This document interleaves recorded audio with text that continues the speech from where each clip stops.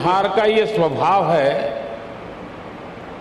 कि जो बिहार से स्नेह करता है, बिहार उसे उस प्यार को कई गुना करके लौटाता है।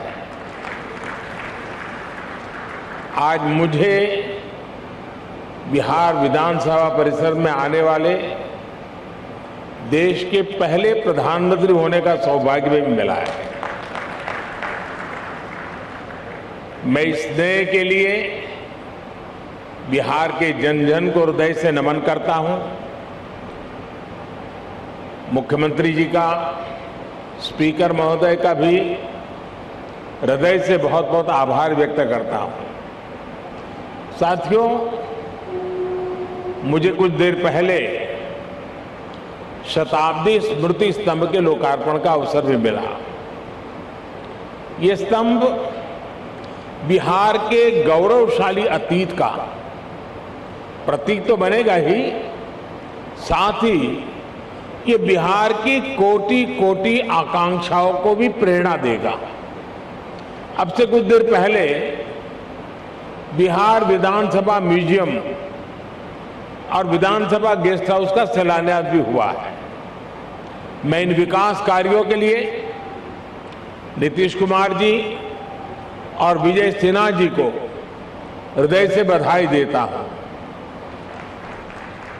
मुझे विधानसभा परिसर के शताब्दी पार्क में कल्पतरु के रोपण का भी सुखद अनुभव मिला है। कल्पतरु के विषय में मान्यता है कि हमारी आशाओं आकांक्षाओं को पूरा करने वाला ये वृक्ष है। लोकतंत्र में यही भूमिका संसदीय संस्थाओं की होती है। मैं आशा करता हूं कि बिहार विधानसभा अपनी इस भूमिका को इसी निरंतरता के साथ निभाती रहेगी, बिहार और देश के विकास में अपना अमूल्य योगदान देती रहेगी।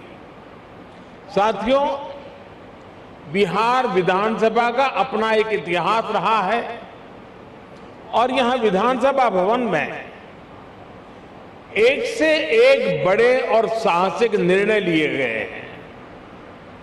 आजादी के पहले इसी विधानसभा से गवर्नर सत्येंद्र प्रसन्न सिन्हा जी ने स्वदेशी उद्योगों को प्रोत्साहित करने, स्वदेशी चरखा को अपनाने की अपील की थी। आजादी के बाद इसी विधानसभा में जमींदारी उन्मूलन अधिनियम पास हुआ था। इसी परंपरा को आगे बढ़ाते हुए नीतीश जी की सरकार ने बिहार पंचायती राज जैसे अधिनियम को पास किया। इस अधिनियम के जरिए बिहार पहला ऐसा राज्य बना जिसने पंचायती राज में महिलाओं को 50% आरक्षण दिया।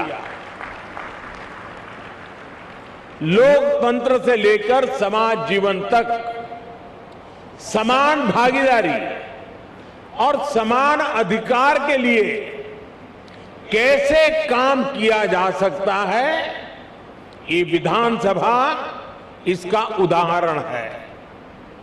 आज जब मैं आपसे इस परिसर में विधानसभा भवन के बारे में बात कर रहा हूं तो ये भी सोच रहा हूं कि बीते 100 वर्ष में ये भवन, ये परिसर कितने ही महान व्यक्तित्वों की आवाज का साक्षी रहा है।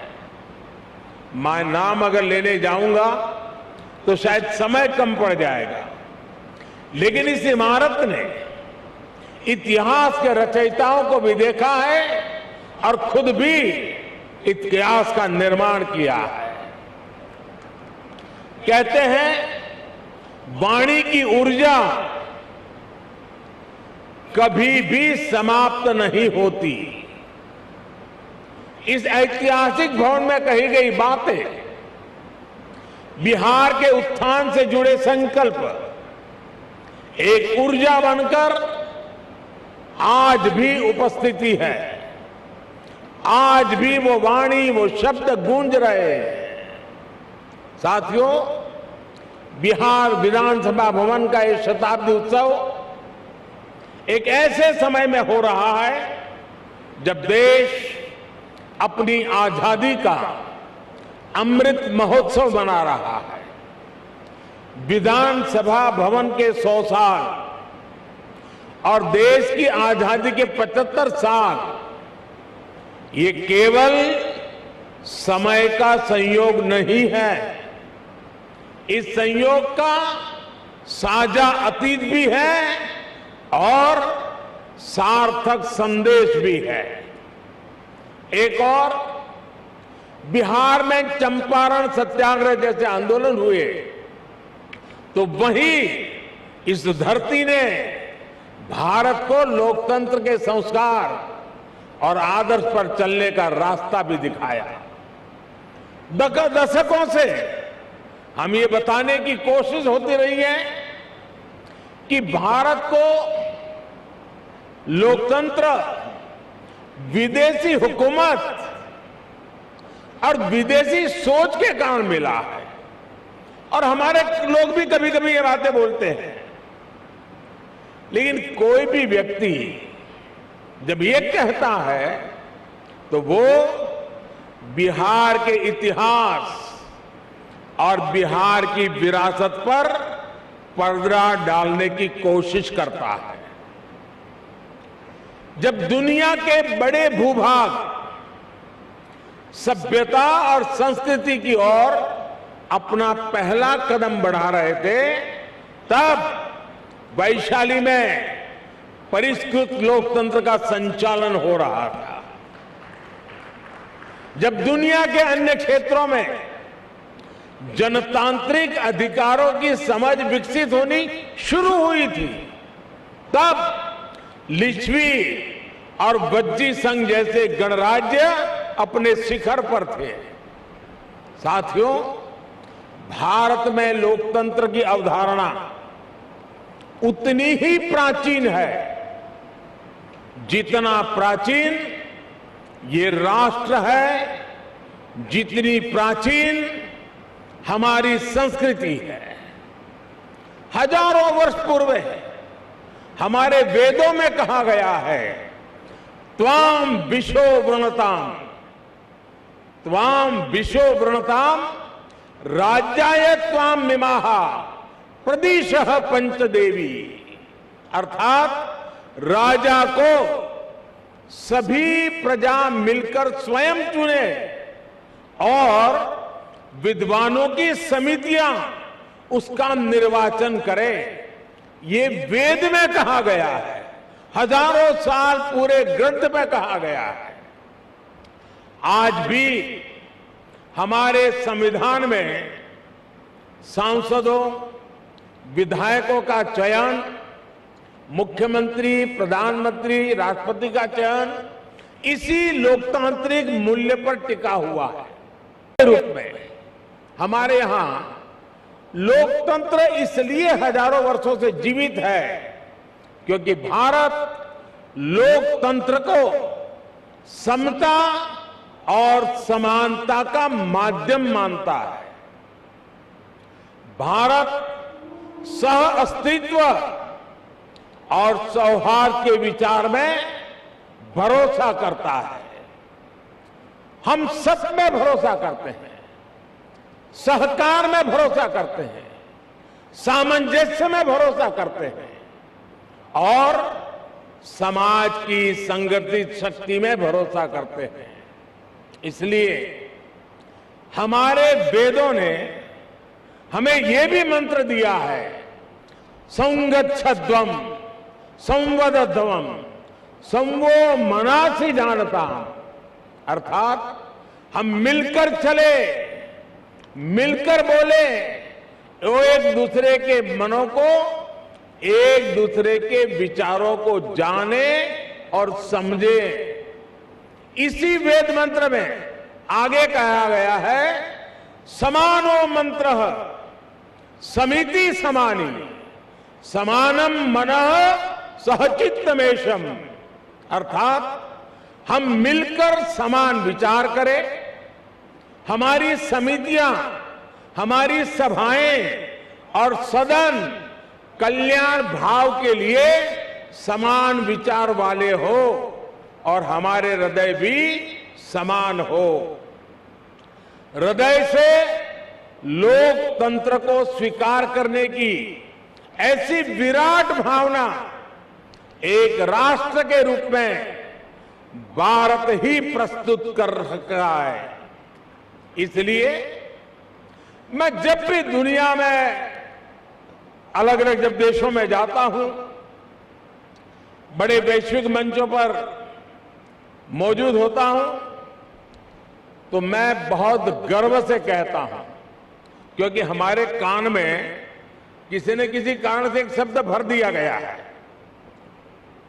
हमारी मन की रचना को एक जगह पे स्थगित कर दिया गया है। हमें बार बार सुनाया गया है कि we are a largest democracy of the world, हम दुनिया की सबसे बड़े लोकतंत्र है, और हम भी उसी को स्वीकार कर लिया है बार बार सुनने के कारण। मैं आज भी दुनिया के मंच पर जब भी जाता हूं, बड़े गर्व से कहता हूं कि विश्व में लोकतंत्र की जननी ये भारत है। भारत मदर ऑफ डेमोक्रेसी है, और हमने भी, और बिहार वासियों ने तो खास दुनिया में डंका बजाते रहना चाहिए कि we are a mother of democracy. और बिहार की गौरवशाली विरासत, पाली में मौजूद ऐतिहासिक दस्तावेज भी इसके जीवंत प्रमाण है। बिहार के इस वैभव को न कोई मिटा सकता है, न कोई छिपा सकता है। इस ऐतिहासिक इमारत ने बिहार की इस लोकतांत्रिक विरासत को 100 वर्ष तक मजबूत किया है। इसलिए मैं समझता हूं कि आज ये इमारत भी हम सभी के नमन की हकदार है। साथियों, इस भवन के इतिहास से बिहार की वो चेतना जुड़ी है जिसने गुलामी के कालखंड में भी अपने जनतांत्रिक मूल्यों को समाप्त नहीं होने दिया। इसके निर्माण के साथ और उसके बाद जो घटनाक्रम जुड़ा हुआ है, वो हमें बार बार याद करना चाहिए। किस तरह श्री कृष्ण सिंह जी ने, श्री बाबू ने अंग्रेजों के सामने शर्त रखी थी कि वो सरकार तभी बनाएंगे जब ब्रिटिश हुकूमत निर्वाचित सरकार के कामकाज में दखल नहीं देगा। कैसे द्वितीय विश्व युद्ध में भारत की सहमति के बिना देश को झोंकने के खिलाफ श्री बाबू जी ने, सरकार ने इस्तीफा दे दिया था, और बिहार का हर व्यक्ति इस बात के लिए गर्व कर सकता है। इस घटनाक्रम ने सदैव इस संदेश का संचार किया कि बिहार लोकतंत्र के खिलाफ कभी कुछ स्वीकार नहीं कर सकता। और भाई और बहनों, हम सभी ने देखा है कि कैसे आजादी के बाद भी बिहार अपनी लोकतांत्रिक निष्ठा को लेकर उतना ही अड़िग, उतना ही प्रतिबद्ध रहा। बिहार ने आजाद भारत को डॉक्टर राजेंद्र प्रसाद के रूप में पहला राष्ट्रपति दिया।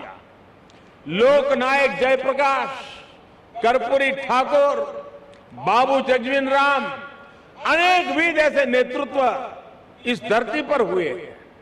जब देश में संविधान को कुचलने का प्रयास हुआ, तो भी उसके खिलाफ बिहार ने सबसे आगे आकर विरोध का बिगुल फूंका। आपातकाल के उस स्याही दौर में बिहार की धरती ने दिखा दिया कि भारत में लोकतंत्र को दबाने की कोशिशें कभी भी कामयाब नहीं हो सकती। और इसलिए मैं मानता हूं कि बिहार जितना समृद्ध होगा, भारत की लोकतांत्रिक शक्ति भी उतनी ही मजबूत होगी। बिहार जितना सशक्त होगा, भारत भी उतना ही सामर्थ्यवान होगा। साथियों, आजादी का अमृत महोत्सव और बिहार विधानसभा के 100 वर्ष का यह ऐतिहासिक अवसर हम सभी के लिए आत्मविवेचना और आत्मनिरीक्षण का भी संदेश लेकर आया है। हम अपने लोकतंत्र को जितना मजबूत करेंगे, उतनी ही मजबूती हमारी आजादी को मिलेगी, हमारे अधिकारों को मिलेगी। आज 21वीं सदी में दुनिया तेजी से बदल रही है। नई जरूरतों के हिसाब से भारत के लोगों की, हमारे युवाओं की आशाएं, अपेक्षाएं भी बढ़ रही है। हमारी लोकतांत्रिक व्यवस्थाओं को इसके हिसाब से तेज गति से कार्य करना पड़ेगा। आज जब हम आजादी के 75वें साल में एक नए भारत के संकल्प के साथ आगे बढ़ रहे हैं, तो इन संकल्पों को आगे बढ़ाने की जिम्मेदारी हमारी संसद और विधानसभाओं पर भी है। इसके लिए हमें ईमानदारी और निष्ठा से दिन रात मेहनत करने की जरूरत है। देश के सांसद के रूप में, राज्य के विधायक के रूप में हमारी ये भी जिम्मेदारी है कि हम लोकतंत्र के सामने आ रही हर चुनौती को मिलकर हराएं। पक्ष विपक्ष के भेद से ऊपर उठकर देश के लिए, देश हित के लिए हमारी आवाज एकजुट होनी चाहिए। जनता से जुड़े विषयों पर सदन सकारात्मक संवाद का केंद्र बने। सकारात्मक कार्यों के लिए हमारी आवाज उतनी ही बुलंद दिखे। इस दिशा में भी हमें निरंतर आगे बढ़ना चाहिए।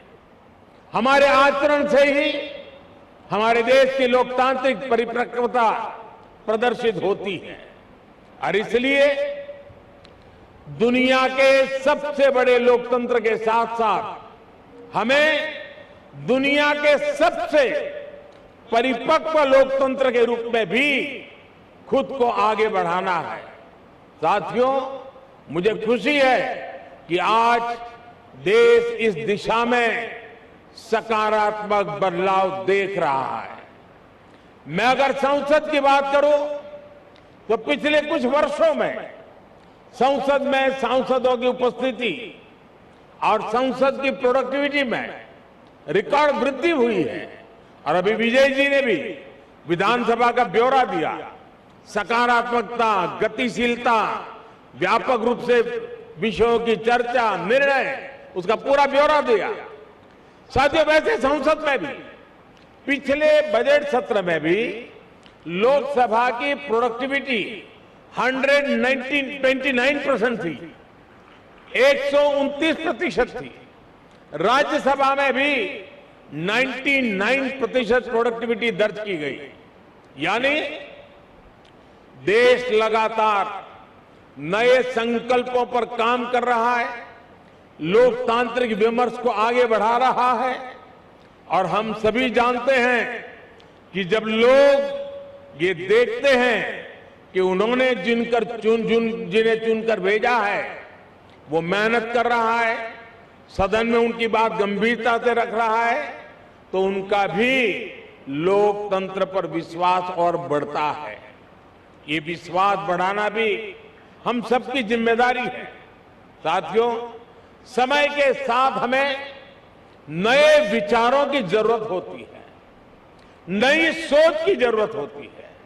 इसलिए जैसे जैसे लोक बदलता है, लोकतंत्र को भी नए आयाम जोड़ते रहना पड़ता है।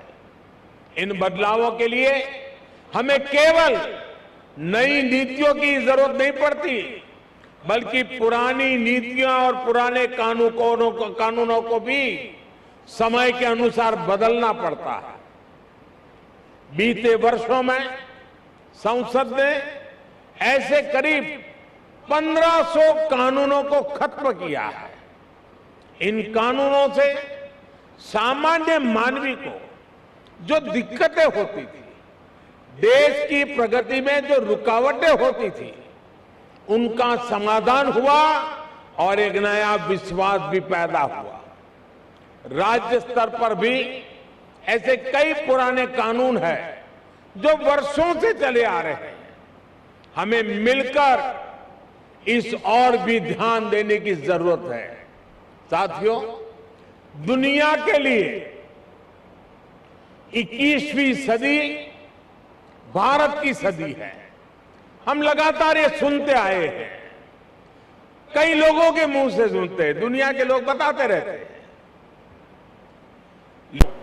तो मैं कहूंगा कि भारत के लिए ये सदी कर्तव्यों की सदी है। हमें इसी सदी में अगले 25 सालों में नए भारत के स्वर्णिम लक्ष्य तक पहुंचना है। इन लक्ष्यों तक हमें हमारे कर्तव्य ही लेकर जाएंगे। इसलिए ये 25 साल देश के लिए कर्तव्य पथ पर चलने के साल है। ये 25 साल कर्तव्य भावना से स्वयं को समर्पित करने का कालखंड है। हमें स्वयं को अपने लिए, अपने समाज के लिए, अपने देश के लिए कर्तव्य की कसौटी पर कसना होगा। हमें कर्तव्य की पराकाष्ठा को पार करना होगा। आज भारत वैश्विक पटल पर जो कीर्तिमान स्थापित कर रहा है, आज भारत जिस तेजी से वैश्विक ताकत बनकर उभर रहा है, उसके पीछे कोटि कोटि भारतवासियों की कर्तव्य निष्ठा और कर्तव्य भावना है। लोकतंत्र में हमारे सदन जनता की भावनाओं का प्रतिनिधित्व करते हैं। इसलिए देशवासियों की कर्तव्य निष्ठा हमारे सदनों और जनप्रतिनिधियों के आचरण में भी झलकनी चाहिए। हम सदन में जैसा आचरण करेंगे, कर्तव्य भाव पर सदन के भीतर जितना बल दिया जाएगा, देशवासियों को भी उतनी ही ऊर्जा और प्रेरणा मिलेगी। एक और महत्वपूर्ण बात, हमें अपने कर्तव्यों को अपने अधिकारों से अलग नहीं मानना चाहिए। हम अपने कर्तव्यों के लिए जितना परिश्रम करेंगे, हमारे अधिकारों को भी उतना ही बल मिलेगा। हमारी कर्तव्य निष्ठा ही हमारे अधिकारों की गारंटी है।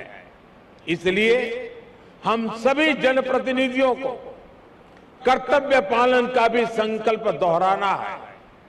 ये संकल्प ही हमारी और हमारे समाज की सफलता का मार्ग प्रशस्त करेंगे।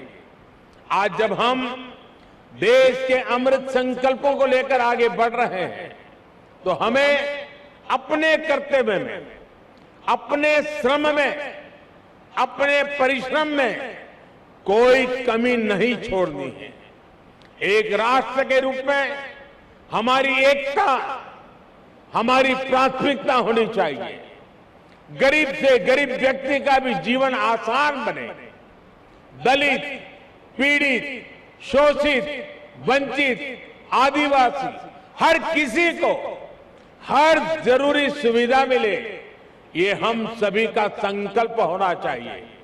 आज सबको घर, सबको पानी, सबको बिजली, सबको इलाज जैसे जिन लक्ष्यों को लेकर देश काम कर रहा है, वो हम सबकी सामूहिक जिम्मेदारी है।